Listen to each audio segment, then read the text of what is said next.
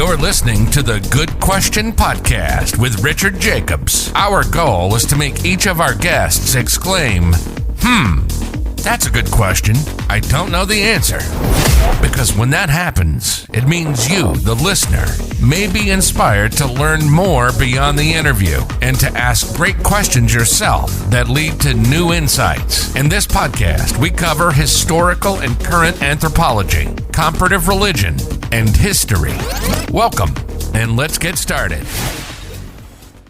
Hello, this is Richard Jacobs with the Good Question Podcast. My guest today is Dr. Paul Zeitz. He's a preventative medicine physician, epidemiologist, and author of Revolutionary Optimism. So we may talk about some of his work in medicine, but also we're going to talk about what I call extreme acts of kindness. I was telling him offline that, in my life, luckily, I've been the recipient of extreme acts of kindness a few times, and it really touched me. I never forgot the incident. It was just an amazing thing, and it really cut to the core of me. So I want to find out more about it and his experience with it. And I think it'll be a really nice topic for people to listen to because hopefully most, if not all, the people listening have experienced at least one act like this. And I think they're life-changing. So welcome, Paul. Thanks for coming. Hey, Richard. Thanks so much for having me. Honored to be here. Yeah, if you would, just let's start out. Tell me a bit about your background, and then we'll get into some of the other work you do. Yeah, I'm a father of 5 sons, 2 grandchildren. I've been married for 33 years, and I am trained as a preventive medicine physician, and I have specialized in public health and preventive medicine for the last 35 years, I guess. And I focus on advocacy campaigning and movement building as the area of effort that I focus on. And I mean, what kinds of advocacy, what kinds of movements? I focus on political advocacy. I started off my advocacy career on focusing on ending global AIDS. I actually was living in sub-Saharan Africa in the late 90s, and it was the dying fields where millions of people, literally 6 million people every year, were dying from HIV and AIDS, which is, even at that time, was preventable. We had life-saving AIDS medicines that were available in North America, Europe, and Japan, for example. And I left the dying fields to become a voice for the voiceless up here in Washington, D.C. and globally. And we were able to mobilize political will to by the U.S. government and by other governments to invest in an emergency plan for AIDS relief that was launched by President Bush. And 21 years later, there's been over 40 million lives have been saved from AIDS, TB, and malaria. So yeah, it was a way of having an impact without it's the health of the populations rather than individual care. Okay. And what does your work look like today? Or is that what you just described? No, that was in the past. And I did that advocacy for about 15 years. And then I decided to branch out into other aspects of advocacy and movement building, focusing on the climate emergency, for example, racial equity. I've done a lot of work on gender equity and ending sexual violence against adults and children. So a wide range of different topics. And right now I'm focusing on our democracy, strengthening our democracy and issues like that. Are you able to talk anything about the, again, extreme acts of kindness? Have you been the recipient of any in your life?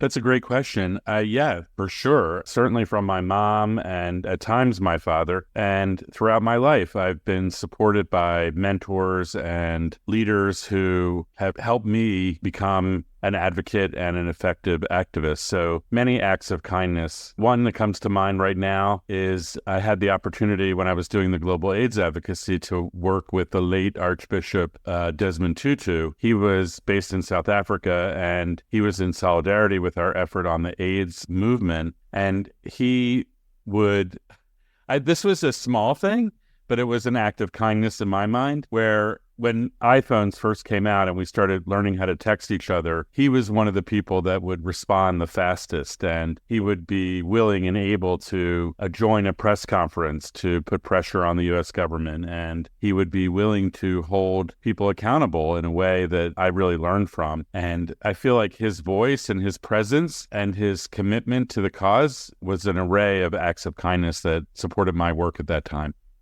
Okay. So what are some of you said you're working on various activist campaigns right now. Like what's one that, you're particularly interested in or happy with the results of?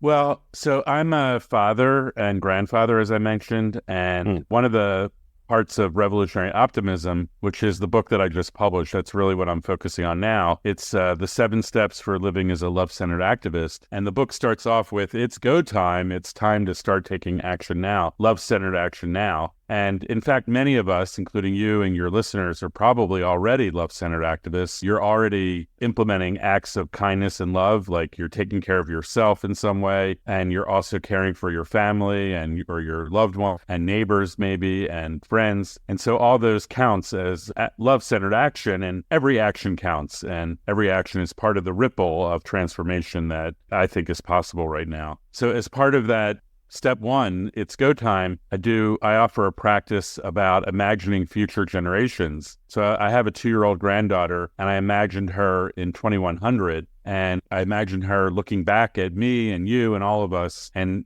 praising us and thanking us for all the work that we've done to create a healthy, sustainable world. And one of the things that really kind of drove me into an acceleration of my activism is around the climate emergency. I feel like our current responses are totally not working. CO2 emissions are still going up. The planet is warming rapidly. We're seeing the consequences of that. So we're starting to see the consequences of that. And unfortunately, our response has been slow to get ahead of the curve here. So we're going to have more challenges to go through.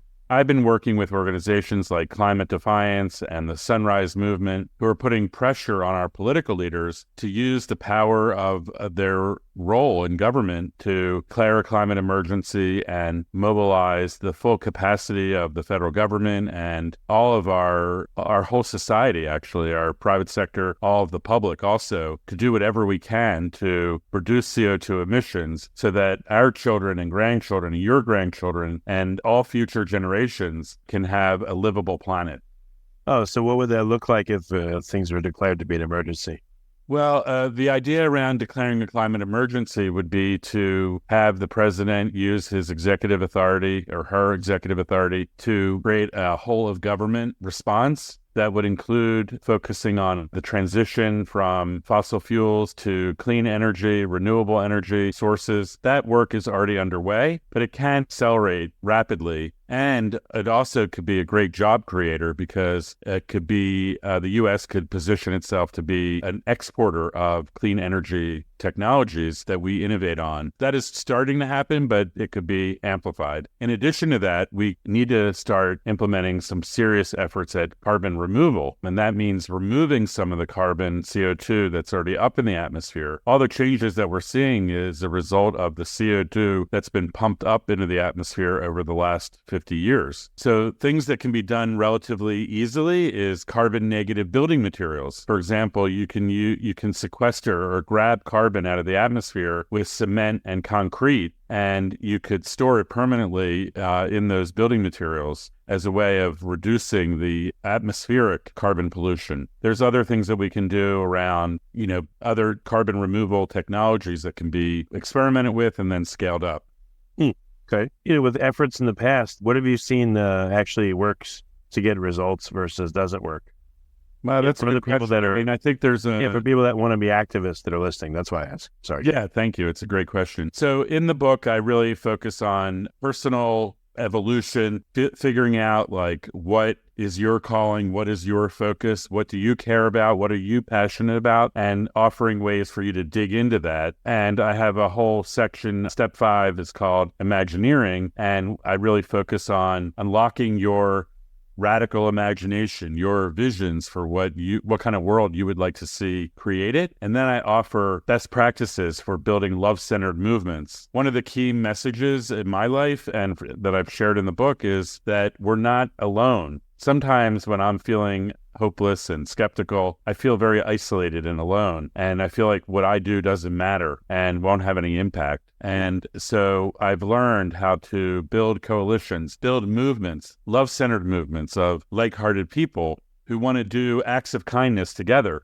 and build campaigns and actions together. And then step 6 is called Sparking Peaceful Revolutions. And that's really focusing on peaceful resistance in the legacy of Reverend Dr. Martin Luther King Jr., where he called it nonviolent civil disobedience or nonviolent direct action. In many cases right now, I think that may be the only solution to change the political dynamic that's underway right now, because our political leaders are failing to address this climate emergency, and we're running out of time, frankly, to get ahead of it.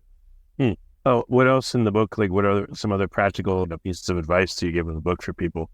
Well, if you want to focus on the step 5 on Imagineering, I have, the book has each step of the 7 steps for living as a love-centered activist has stories about people that have found the courage and the bravery to step up and take action. I try to show that anyone can do it, and it's regular people that can do it. And then in step 5 under Imagineering, I offer practices and tools helping folks figure out what are your visions, what do you want to see happen in the world, and also overcoming fear, because I think there's a lot that limits us from, or I've had that experience, I'll speak for myself. I've had fear in sharing my visions and my ideas for a future because people don't like it, or it rocks the boat, or my truth doesn't fit with their truth. So I really try to offer ways of overcoming fear. And then lastly, in that step, I talk about how do you figure out what your role is? How do you figure out what to prioritize? So I offer some prioritization criteria that you can explore, and then some different roles that you can play. You don't have to be the one catalyzing everything. You can play a supportive role if you choose, or you can play, a different kind of monitoring role, or you can assert leadership and you can be catalyzing and setting the agenda and initiating and co-leading activities and actions if that is your interest and that's your gift. So it has a lot of practical steps on how you can find your way into this advocacy campaigning and movement building. So what is Imagineering, for instance? Like what do people do to do that?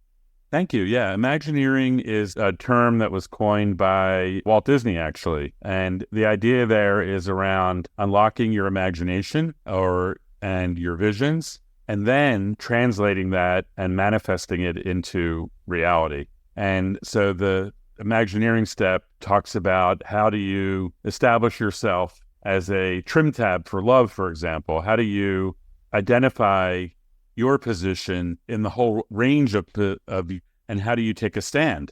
And by taking a stand, how do you learn how to use opposition even to move and propel your agenda forward? As I said, I talk about overcoming fear, and I really do some sharing on how we come up with our belief systems and how those are created in our minds. And I explore ways in which we can transition and evolve our minds so that if we do have limiting beliefs, or we do have stories in our mind that says nothing is possible, or the lesser of two evils is all that we can achieve, or we're stuck in the systems and the crisis that we're in, this helps to unlock all that. And it's work.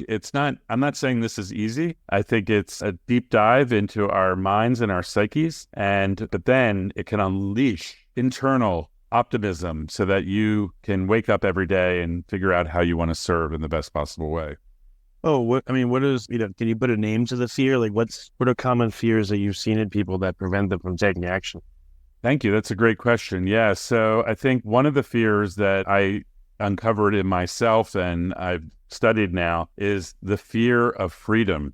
That's a paradox, right? Because we all say, yeah, what does that mean? We all say we're for freedom, right? Well, freedom means that you're understanding fear of freedom is the idea, or the experience rather, of being afraid to speak your truth, being able to speak your understanding of reality. And frequently what happens is, and I speak about this from my own experience, is that I latch on to the belief of, say, my parents. I inherited a belief system from my family, or I am attracted to a belief system that I grab onto from a political leader, or from a religious leader, or from any other kind of celebrity. And so I have learned that it's harder work not to just go along to get along, or not just to follow the leader. And so there have been times in my life where I've been afraid to go for what I believe because I want to get along with everyone else. So that's fear of freedom it's kind of a secret one that is hidden for many people. We follow groupthink, for example.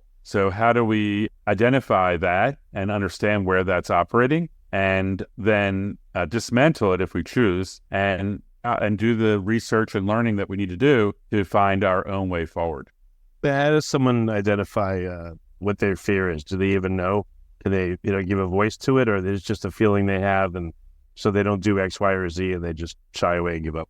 Well, that's a good question. So for me, as I've been living as a revolutionary optimist, I have been watching how my mind works. And I'll give you a concrete example. I've been getting involved in the Israel-Palestine crisis that's going on right now. I was born as a Jew and raised as a Jew. And so I had a whole narrative that I was brought up with. And as I've been living into the practices of being a revolutionary optimist, I realized that I had a limiting belief in my own mind. I was only understanding what was going on from the perspective of my culture and my heritage. And I realized a lot of blind spots, and that I had the opportunity to step into activities and learning and zone that would challenge all of that inherited belief system. And so that I could then figure out what my actual beliefs were, and also to be compassionate and empathetic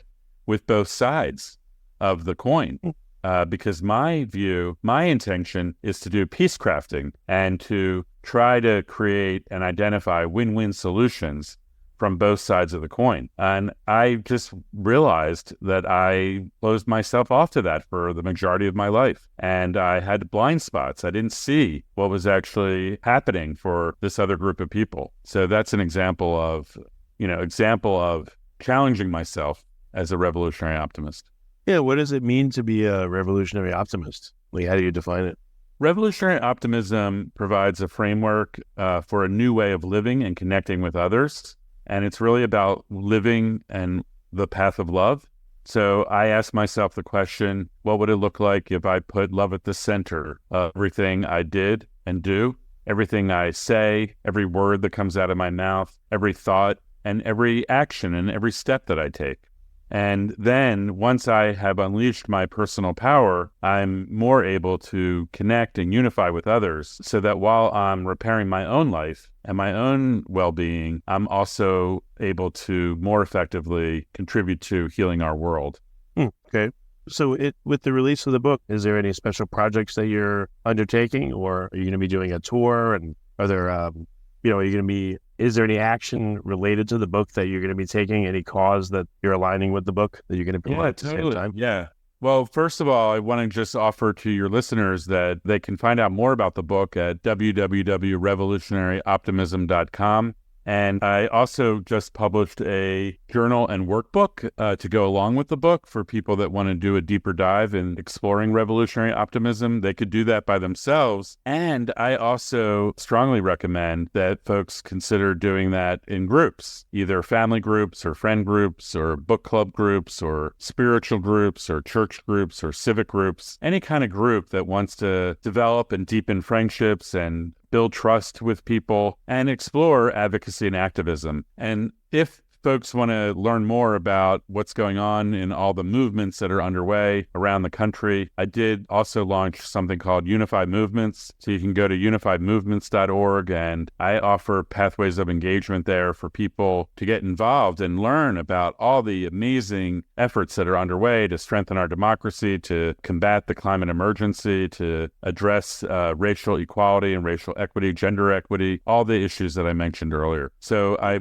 really do want to invite people to explore unifiedmovements.org as well, as they're figuring out how they want to serve as a revolutionary optimist.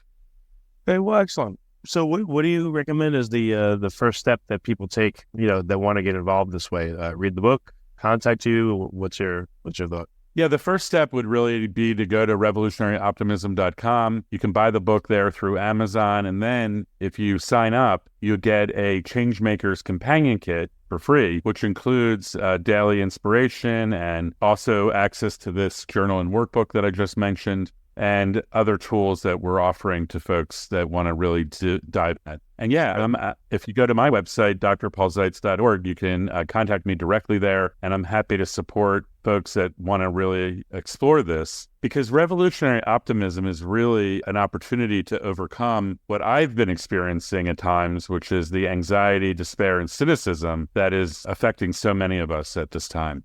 Well, very good. Paul, thank you so much for coming on the podcast. I really appreciate it. Thanks, Richard. Have a great week. Thank you for listening to the Good Question Podcast. Please email support@thegoodquestionpodcast.com if you have any referrals to great guests for us to interview. Visit thegoodquestionpodcast.com to hear more interviews. And please help us spread the word by rating and reviewing us on Apple Podcasts, iTunes, Spotify, YouTube, or wherever you listen to this podcast.